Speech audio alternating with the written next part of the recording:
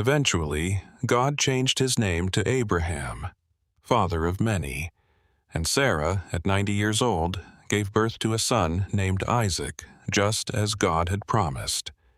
Years later, God tested Abraham in the hardest way imaginable.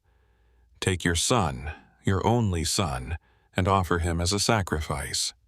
Abraham obeyed, walking up the mountain with his son beside him, his heart breaking with every step. But just as he raised the knife, God's voice stopped him. "Do not hurt the boy." And there, caught in a bush, was a ram, provided by God, to take Isaac's place. Isaac grew, married Rebekah, and had twin sons, Esau, the elder, and Jacob, the younger. Jacob was cunning. He tricked his brother out of his birthright and later, disguised in animal skins, tricked his blind father into giving him the blessing meant for Esau. Esau was furious, and Jacob fled for his life. Years later, Jacob returned home a wealthy man with 12 sons.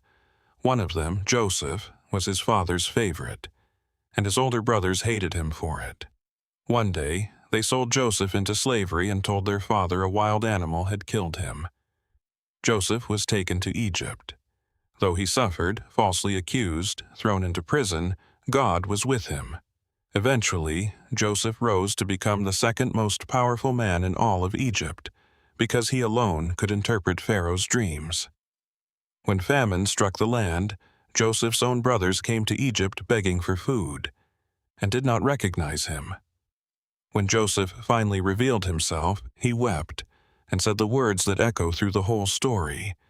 "You meant evil against me, but God meant it for good." Jacob and his whole family moved to Egypt, and there they multiplied into a great people, the Israelites. But centuries later, a new Pharaoh arose who did not remember Joseph. He enslaved the Israelites and ordered every baby boy thrown into the Nile River. One mother hid her son in a basket among the reeds, and Pharaoh's own daughter found him and raised him as her son. She named him Moses.